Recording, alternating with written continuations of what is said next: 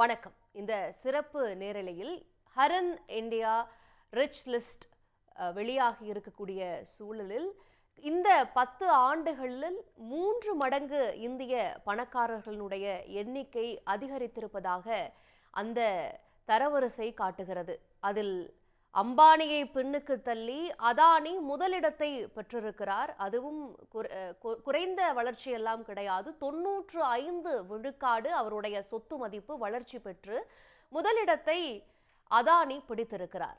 இதற்கிடையே 50% மக்களிடமிருந்து வசூலிக்கப்படக்கூடிய அந்த ஜிஎஸ்டி வரி வசூல் என்பது 50% ஏழை மக்களிடமிருந்து வசூலிக்கப்படுவதாக இருக்கிறது. இது ஒட்டுமொத்த ஜிஎஸ்டி வரி வசூலில் 70% தொடுவதாக அமைந்திருக்கிறது. அப்படி இருக்க இந்த வரி வசூல் அணுகுமுறை என்பது மேல்தட்டில் இருப்பவர்களுக்கும் மற்ற வர்க்கங்கள் இருக்கக்கூடிய மக்களுக்கும் ஒரே விதமாக இருக்கிறதா?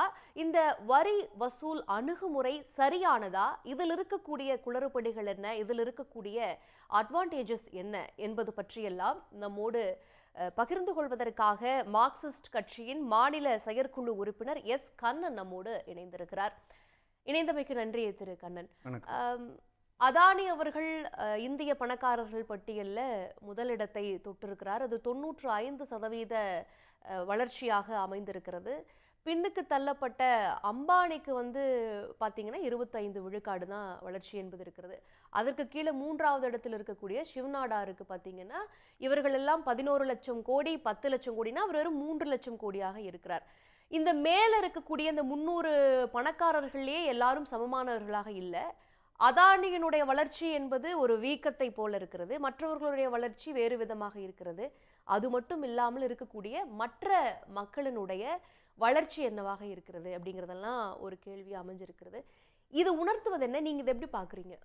அதாவது இந்திய பொருளாதார சூழலில் நம்முடைய நாட்டில் இப்போ இந்த கணக்கு எல்லாமே 334 கோடீஸ்வரர்கள், அதாவது பில்லியனர் அப்படின்னு சொல்லக்கூடிய 100 கோடி சொத்து மதிப்புக்கு மேலே வைத்திருக்கக்கூடிய அவர்களுடைய விஷயங்களை 1 பில்லியனர் அப்படின்னு சொன்னால் $1 பில்லியன் அப்படின்னு சொல்லும்போது 100 கோடி டாலர், அது கிட்டத்தட்ட 8400 கோடி ரூபாய் சொத்து மதிப்பு கொண்ட பணக்காரர்களை பற்றி பேசுகிறாங்க. அப்படி 334 பேர் இப்போது இந்தியாவில் இருக்கிறாங்க. இது ஒரு ஆண்டுக்கு முன்னாடி 162 பேர், இப்போது 334 அப்படின்னு சொல்லும்போது ஒவ்வொரு 5 தினங்களுக்கும் ஒரு பில்லியனர் உயர்கிறார் அப்படிங்கிற அளவுக்கு புள்ளி விவரங்கள் எடுத்து சொல்லியிருக்கிறாங்க. இந்த கரன் இந்தியா நிறுவனம் எடுத்து சொல்லியிருக்கு. வேறு பல ஊடகங்களும் இதை பற்றி விவாதிச்சிருக்கிறாங்க.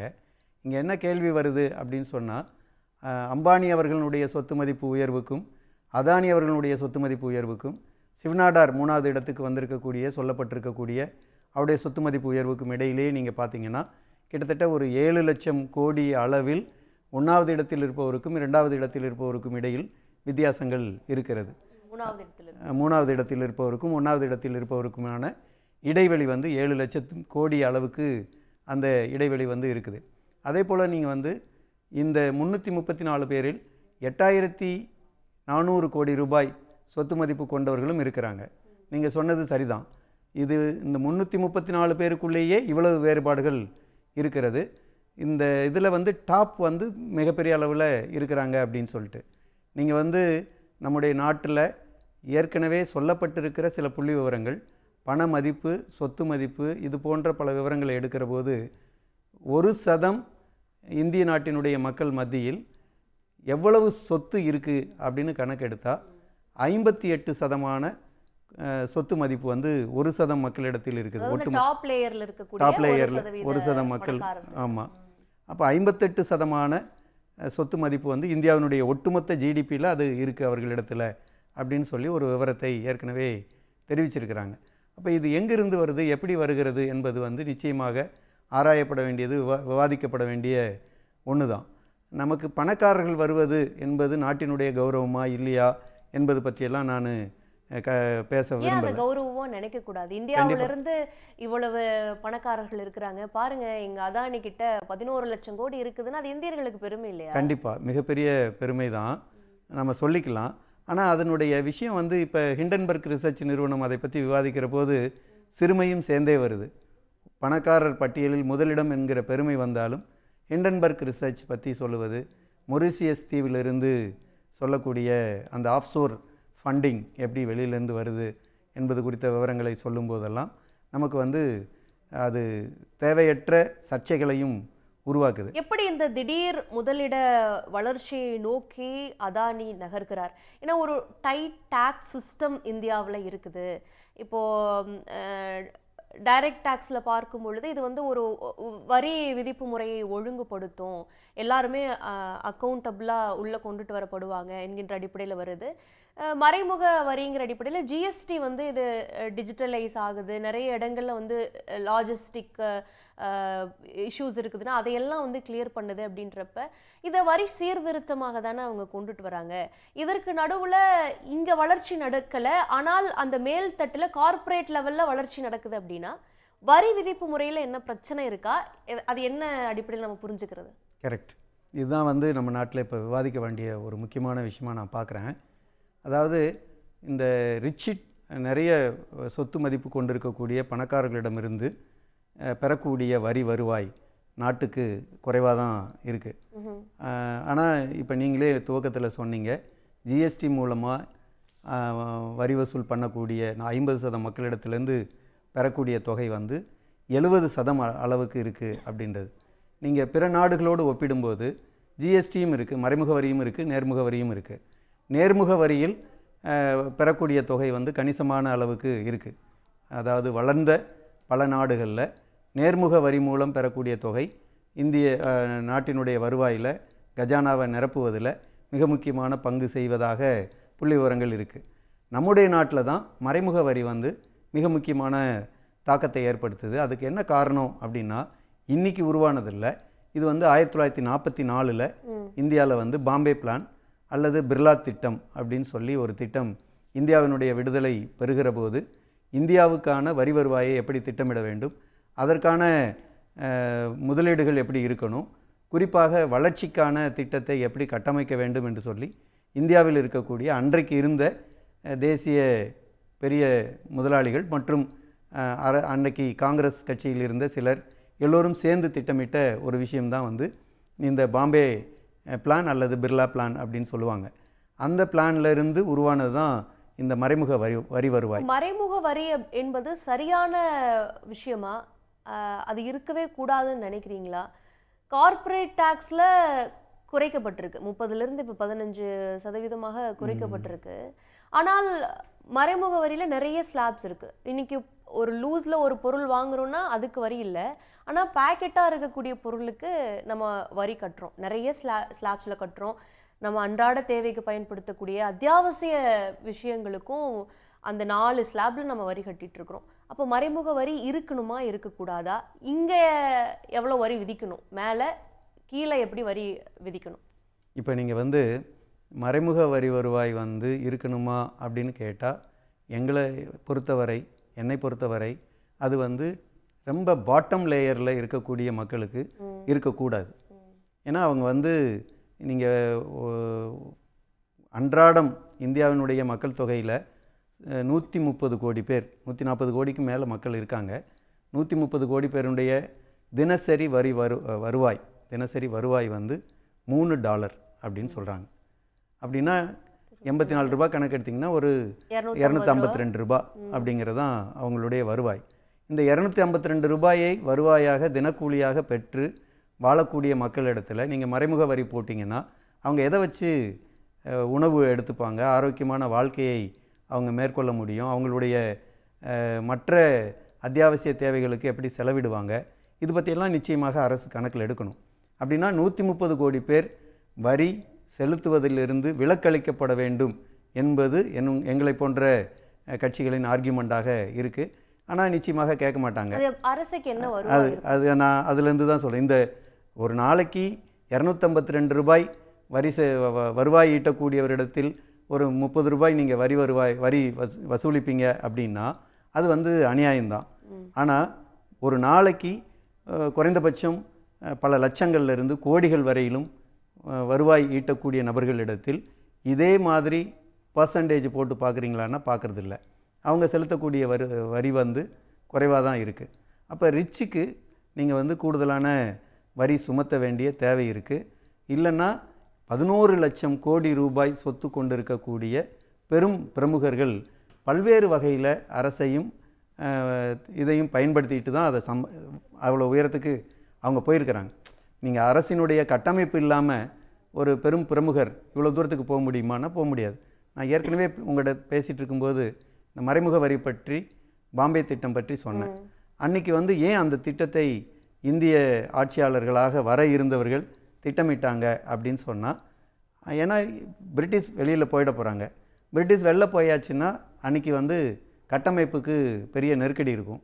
அப்போ வந்து நீங்கள் தொழில் துவங்கணும், குறிப்பாக மின்சாரம் தேவை. 5 இயர் பிளான், செகண்ட் 5 இயர் பிளான்ல எல்லாம் பார்த்தீங்கன்னா நீங்கள் சொல்லக்கூடிய பிர்லா, டாடா இவர்களெல்லாம் வந்து இவர்களோடு சேர்ந்து தான் அவர்கள் பெயர்களில் தான் திட்டங்களே ஆரம்பிக்கப்பட்டிருக்கும்.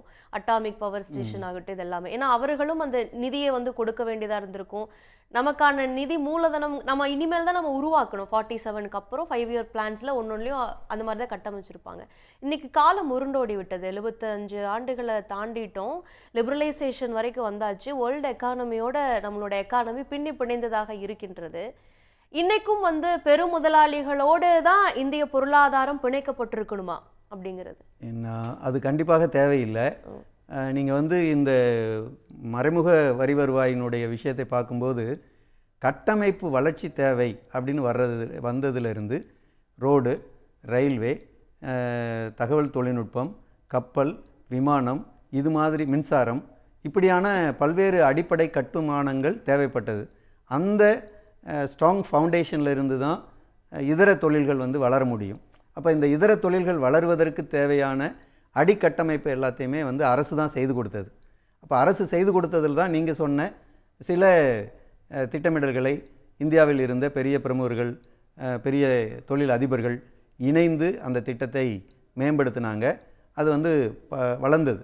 ஆனால் இன்றைக்கி நீங்கள் சொல்கிற இந்த நியோ லிபரல் பாலிசி, இந்த நவீன தாராளமய கொள்கை, அது வந்து முழுக்க முழுக்க அடிப்படை கட்டமைப்பில் எந்த பங்களிப்பும் செய்யாத தனியாருக்கு அரசாங்கம் செய்து வைத்த கட்டமைப்பை அப்படியே தாரை வார்க்கக்கூடிய ஏற்பாடு இருக்குது.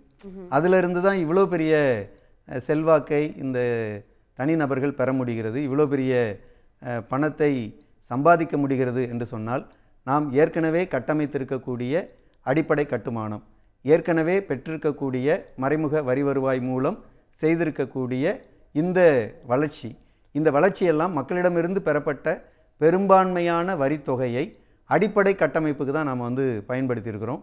நீங்கள் குறிப்பிட்ட பொருளாதார வளர்ச்சியில் குறிப்பாக வந்து வேர்ல்டு எக்கானமியோடு இந்திய பொருளாதாரம் வந்து பின்னி பிணைந்து இருக்கிறது அப்படின்னு சொல்லக்கூடியது 1980களுக்கு பிறகு இந்தியா வந்து IMFல, வேர்ல்டு பேங்கில் கடன் வாங்க அந்த நிர்பந்தத்துக்கு ஆளான பிறகு குறிப்பாக சாலை வசதிகள், இதர பல்வேறு அடிப்படை வசதிகளை வந்து, ஏன்னா வளர்ச்சிக்கேற்ப வசதிகளை நாம் வந்து மேம்படுத்த வேண்டியிருக்கு.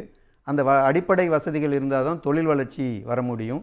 வேறு பல்வேறு கலாச்சார நிகழ்வு போக்குகள் வந்து வளர முடியும். அப்போ அந்த வளர்ச்சிக்கு தேவையான அடிப்படை கட்டுமானத்திற்கு IMFிடம், வேர்ல்டு பேங்கிடம் இந்தியா வந்து கடன் வாங்கக்கூடிய நெருக்கடி வந்து அதிகமானது. அப்போ இப்போ கூட இந்திய அரசு தான் கடனாயிருக்கு. முதல்ல வந்து இந்தியா விடுதலை பெற்ற போது மறைமுக வருவாய் மூலம் அடிப்படை கட்டமைப்பை மேம்படுத்தினாங்க. இந்தியா விடுதலை பெற்று 1980களுக்கு பிறகு ஒரு 40-45 ஆண்டுகளுக்கு பிறகு இந்தியாவினுடைய அடிப்படை கட்டமைப்பை எப்படி மேம்படுத்துகிறோம், அன்றைய தேவைக்கு எப்படி மேம்படுத்துகிறோம் அப்படின்னு சொன்னால், வேர்ல்டு பேங்கில் IMFல கடன் வாங்கக்கூடிய விஷயத்திலேருந்து பண்ணுறோம். இப்போ குளோபலைசேஷன், நியோ லிபரலைசேஷன் வந்த பிறகு நாம் வந்து நம்முடைய பட்ஜெட்டை சுருக்கிக்கிறோம், மக்களுக்கான செலவினங்களை குறைக்கிறோம். இப்போ வந்து மானிட்டைசேஷன் பைப்லைன் அப்படிங்கிற திட்டத்தை பாஜக அரசு முன்மொழிஞ்சிருக்கு. அதாவது தேசிய பணமயமாக்கல் திட்டம். நீங்கள் வந்து ரோடு கட்டுவதற்கு மக்களிடமிருந்து மறைமுக வரி வாங்கின காலம் போய் அந்த ரோட்டை மொத்தமாக தனியாருக்கு தாரை வார்ப்பதை வந்து நாம் வந்து பணமயமாக்கல் திட்டம் அப்படின்னு சொல்கிறோம். ரயில்வேயை மொத்தமாக தாரை வார்ப்பதை பணமயமாக்கல் திட்டம் என்று சொல்கிறோம்.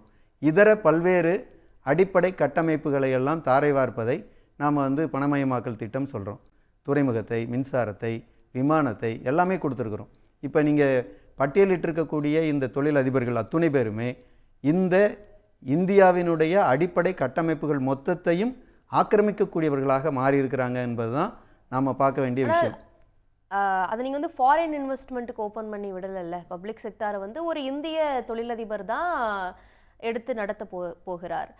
அவர்கள் சேவையை சரியாக கொடுக்குறாங்க, சர்வீஸ் வந்து சரியாக கொடுக்கப்படுகிறது அப்படின்னா, இன்னும் எஃபிஷியண்ட்டாக அந்த வேலை நடக்குது அப்படின்னா, அதை கவர்மெண்ட் எடுத்து டிலே பண்ணி அந்த வேலை நடக்காமல் போகிறதுக்கு அந்த டிபார்ட்மெண்ட்டை ப்ரைவேட் என்டிட்டி கொடுக்கறதுல என்ன தப்பு? ப்ரைவேட்டைசேஷன் என்ன தப்பு?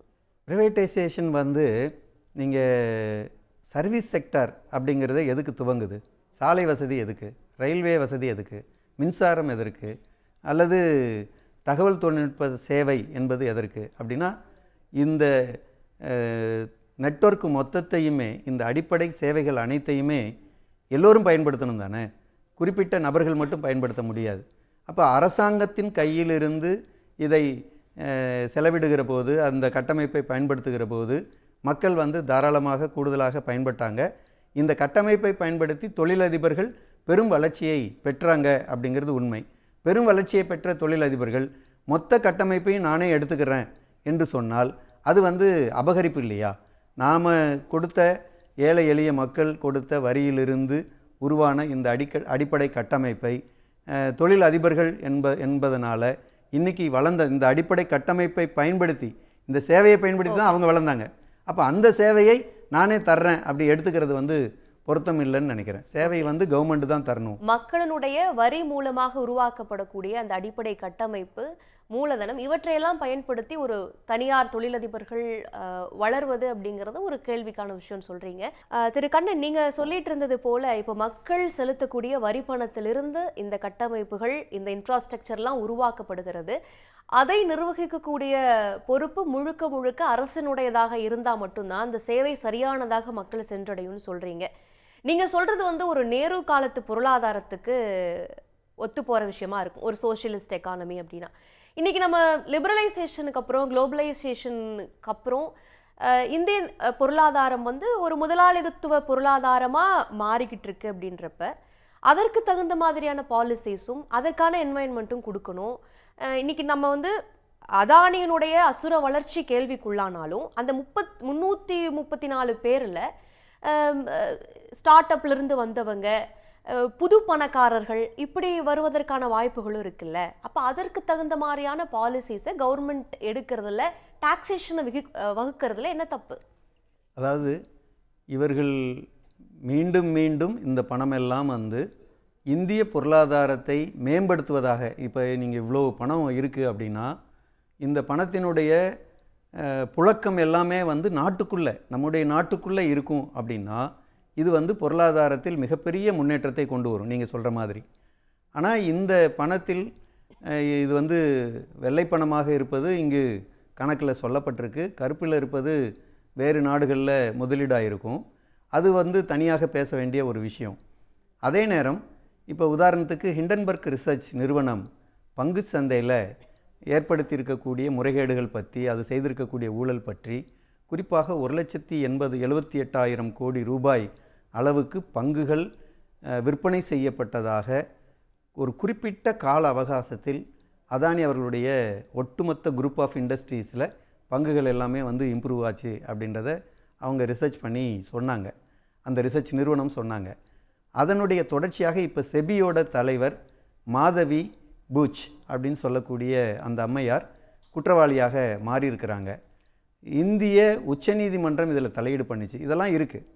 நான் சொல்ல வர்ற விஷயம் வந்து என்னென்னா, இது டைரெக்டாக கிடைச்சிருக்கக்கூடிய வருவாய் மட்டுமல்ல, சில முறைகேடுகளும் செய்யப்பட்டு வந்திருக்கக்கூடிய வருவாய் அப்படின்றத நம்ம வந்து பார்க்க வேண்டியிருக்கு.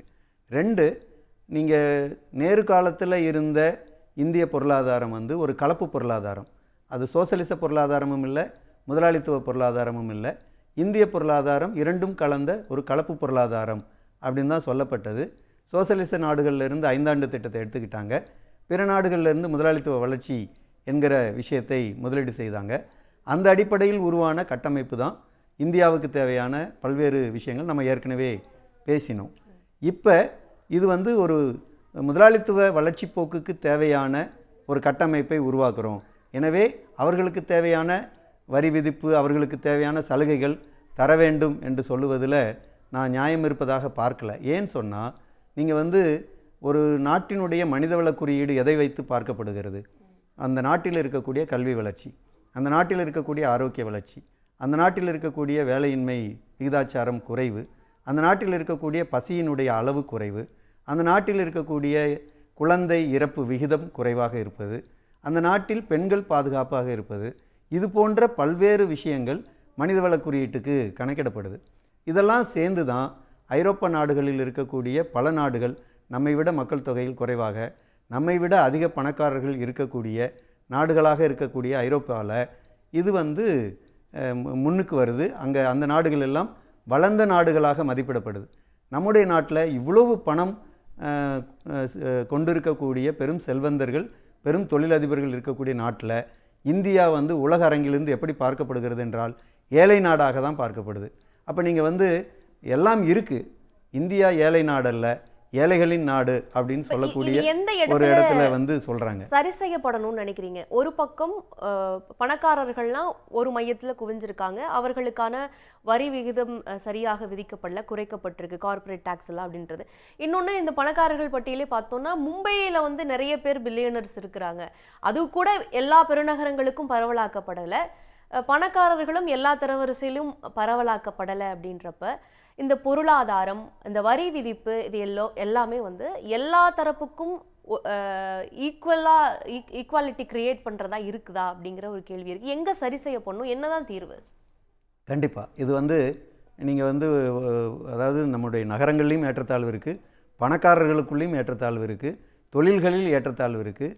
ஏகபோகம் வளரக்கூடிய ஒரு கலாச்சாரத்தை தான் வந்து இந்த முதலாளித்துவ பொருளாதாரம் கட்டமைக்குது. எல்லாமே வந்து ஒரு குறிப்பிட்ட தொழில் அதிபரிடம் உப்பு வரையிலும் வந்து உற்பத்தி செய்யக்கூடியதாக மாறுது. அப்படியான ஒரு விஷயத்தை, அதற்கான சலுகைகளை, அதற்கான பல்வேறு வசதி வாய்ப்புகளை செய்து கொடுப்பதாக தான் அரசு இருக்க வேண்டும் என்று எதிர்பார்க்குறாங்க. அது தவிர்க்கப்படணும். அதே நேரம் நம்முடைய நாட்டில் வந்து செல்வ செழிப்பும் பணப்புழக்கமும் எப்பெல்லாம் வந்து அதிகமாக இருக்குது அப்படின்னா, சிறு குறு தொழில்கள் மிகப்பெரிய அளவில் செல்வாக்கு செலுத்தின போது அது வந்து இருந்திருக்கு. அப்போ இந்த சிறு குறு தொழில்களுக்கான வசதி வாய்ப்புகளை நம்முடைய அரசு கூடுதலாக செய்யணும். அதுக்கு ஜிஎஸ்டி ஒரு பெரிய பிரச்சனை. ஜிஎஸ்டி தடையாக இருக்குது, கூடுதல் வரி. அப்போ நீங்கள் இந்த சிறு குறு தொழில் அதிபர்கள் வந்து சிக்கிட்டு இருக்கக்கூடிய பல விஷயங்கள் என்னென்னா, அவங்க தான் வந்து ரா மெட்டீரியலை வாங்குறவங்களாம் இருக்காங்க, அவங்க தான் வந்து உற்பத்தி செய்த பொருளை பெரும் கார்ப்பரேட் நிறுவனங்களுக்கு விற்கக்கூடியவங்களாகவும் இருக்கிறாங்க. அப்போ 2 சைடு டேக்ஸ் பண்ணுறாங்க. அப்போ இந்த 2 சைடு டேக்ஸ் வந்து ஹெவி டேக்ஸுக்கு ஆளாகிறாங்க. அவங்களுக்கு கடன் வசதி கிடையாது, அவங்களுக்கு இதர குறிப்பாக மின்சார கட்டணம் உள்ளிட்ட பல்வேறு சலுகைகள் இல்லை. அதெல்லாம் இருந்தால் நீங்கள் வந்து நம்முடைய நாட்டில் பொருளாதாரத்தை நிச்சயமாக மாற்றியமைக்க முடியும். குறிப்பாக புலம்பெயர் தொழிலாளர்களுடைய அந்த சூழலையே வந்து கட்டுக்குள்ளே வைக்க முடியும்.